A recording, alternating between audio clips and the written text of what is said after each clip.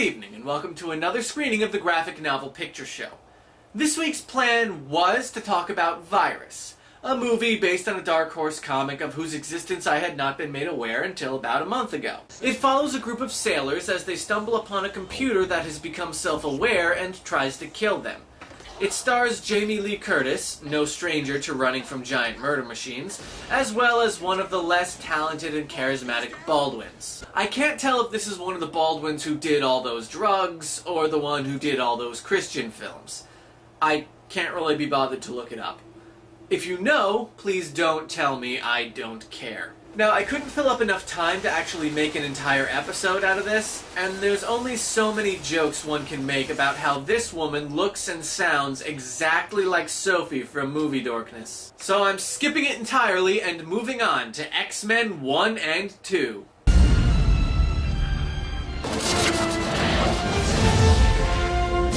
Rather than following my typical method, I decided it would be better to discuss both movies in one video. The major themes are so consistent throughout that it's better to just do it all at once, rather than splitting up the discussion over several non-consecutive weeks. That said, let's get into it. I'm not sure I really need to explain who these characters are.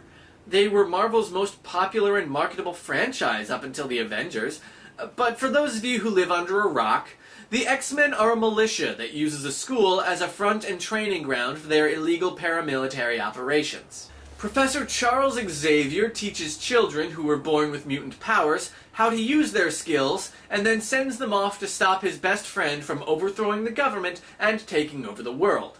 The first movie is basically just an introduction to the concept of mutants and how the world views them. We meet the characters and learn what the X-Men are all about, and there's a destructive plan that shows our villain is well-intentioned, but extreme in his methods. The sequel is where all the things that have been set up start to pay off. X-Men 1 is more of a prologue, a zero issue if you will, that gives some background that allows you to better enjoy 2. What I'm saying is, X-Men 2 is in every way superior to its predecessor, which was already pretty damn good. So, characters. We've got Professor Charles Xavier, played by Patrick Stewart. He serves primarily as a source of exposition in the first film, and a source of conflict when he's abducted and manipulated in the second. When he's not forced to explain everything to Wolverine, i.e. the audience, and Sir Patrick is actually allowed to act for a bit, he is the perfect Charles Xavier. Then there's Magneto, our primary villain at first, and grudging ally once a greater threat reveals itself. In direct contrast to Xavier's message of peaceful coexistence, Magneto believes himself superior to normal humans, and fears that if given the chance, the humans will enact a genocide and wipe mutants from existence. Played magnificently by another classically trained master of the craft, Sir Ian McKellen. The interactions between these characters are, to me, the best part of the entire series, and I can't picture anyone else in the roles. Hold on, we'll get to that eventually. Then you've got Cyclops, who's a complete non-entity in 1, and totally disappears for most of 2. His only notable character traits are that he A. loves Jean, and B. hates Wolverine. Storm, played by Academy Award-winning actress Halle Berry, isn't really given much to do. We are told that her character resents humans, but we never actually see it come across in her performance. We only have the movie's word for it. And Jean, who is never given much chance to develop as a character. There's a notable increase in the strength of her powers over the course of both films, but that's about it. These three all take a backseat to Wolverine, played by Jean Valjean, who serves as our audience proxy. Of all the characters, he gets the most screen time and development. Not surprising, seeing how he's Marvel's most popular character for some reason. Now, as we're all aware, mutants in the Marvel Universe are used as an allegory for oppressed minorities, specifically in the modern era, homosexuals and transgenders. It's not subtle. Have you tried not being a mutant? Hell, X2 was written by 2 gay guys and Solid Snake, for f***'s sake. The anti-mutant groups in the movies behave in a way that is nearly identical to anti-gay hate groups in real life. You've got the parents trying to cure their children. William, you wanted me to cure your son, but mutation is not a disease. You're lying! Homosexuality is a preventable disorder, and I still see it as a disorder. Anti-mutant rallies. We know that marriage is good, right? And that it is rooted in the love of a man and woman for each other, and in the love and hunger of children for their mother and father. We don't want our government changing that. We don't want activist judges changing that. Not for us, not for our children, and not for our grandchildren. And let me tell you, we're going to fight for marriage, and we're going to win.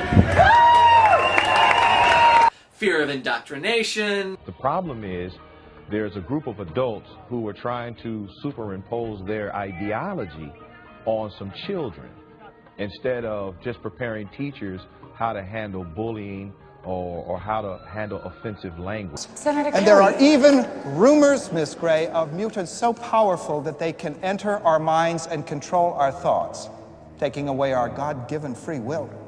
And that they're trying to destroy America. We've managed to gather evidence of a mutant training facility in the Salem region of upstate New York. This is what homosexuals can do. They don't really care about how much they destroy. They don't care about destroying family. They don't care about destroying some of the most important parts of our society. They don't care about destroying a church, as long as that church will legitimize their sexual proclivities. And it doesn't matter. And it's time for the United States, for all of us in America, to wake up to the game that's being played. Any institution of our society is now at risk by people whose desire is not to build the Episcopal Church, not desire to build a family, to build a better society, but to legitimize their sexual preference. It does not get more blatant than this. And then it's followed up with the irony that the people who claim to be so afraid of being hurt or forced into silence are the ones who actually utilize indoctrination techniques and violence to get their way. Moses believed 4-year-old Higginbotham was homosexual. Klein says Moses took Higginbotham to the garage, played the Lord's Prayer in Hebrew, and shot him. The second you see your son dropping the limp wrist, you walk over there and crack that wrist. Man up. Give him a good punch. Big, large fence, 150 or 100 mile long. Put all the lesbians in there. Fly over and drop some food. Do the same thing with the queers and the homosexuals. And have that fence electrified till they can't get out. Feed them. And you know what? In a few years, they'll die out. Do you know why? They can't reproduce. You'll notice that every time a mutant does something to directly harm another mutant in X-Men 2, it's because they've been brainwashed by anti-mutant extremist William Stryker. Sound familiar? It's not us that they should be mad at. Get mad at the Word of God. You know, really, at the end of the day, they're kicking against God. You know, homosexuality is an abomination. Now, we need to have compassion for people who are bound by that sin, and it is a sin. Call a spade a spade. Which brings us to Jason, a mutant who can create illusions and make you see whatever she wants. I say she because I believe this was a literal attempt by the writers to have a transgender character. Jason appears in Xavier's dream as a little girl. Why? Well, we know that Stryker sent Jason to Xavier's school because he thought the professor could cure him. When that didn't happen, he lobotomized his own son, stripping his identity away and forcing him to become a tool of war. I propose that this little girl is how Jason views himself. Many transgenders describe themselves as having been trapped in the wrong body. Jason's case is more literal. He can't leave his chair. He can't even move his head. He is completely immobile. His body is a prison, and his only escape is the fantasy worlds he creates in which he's a happy little girl who just wants her daddy to love and accept her. He's gonna be so angry at me. But the problem with this allegory is that you can't really compare a distrust of mutants to a hatred of homosexuals. See, unlike in real life, where the gays are just a harmless minority who want to live their lives unmolested, and the few militant ones actually willing to use violence aren't really that much of a threat in the grand scheme, mutants can actually be really dangerous. Most of them fit the above description and wouldn't hurt anyone, of course. But the few that would, or could be manipulated into doing harm, could take down an entire country by themselves. Look here. This is the first scene from X-Men 2. A mind-controlled Nightcrawler is able to infiltrate the White House, take out the entire Secret Service, and nearly murder the president. The only reason he doesn't actually go through with it is because he gets shot in the arm, breaking him out of his trance. For all the borderline magic things that the Christian right seems to think the gays can do, teleportation and eye lasers aren't really among them. It's for the same reason this comparison fails in True Blood. We're supposed to be of the belief that the vampires are an oppressed minority. A lot of Americans don't think you people deserve special rights. There's a reason things are the way they are. Yeah. It's called injustice. They've just gained the right to marry, there's an entire Christian cult dedicated to eradicating them, but most of the vampires we see really are a bunch of evil bastards. Vampires actually can take over your mind, and they can make you into one of them. I'm not saying it's an entirely inaccurate comparison, just that maybe it wouldn't be such a bad idea to have a couple sentinels around in case Magneto ever decides to, I don't know, take all the skyscrapers in New York and smush them into a giant wrecking ball and squish out all the humans. I don't know. But that doesn't take away from the fact that these are still two fantastic movies, and if for some crazy reason you haven't already, you should watch them.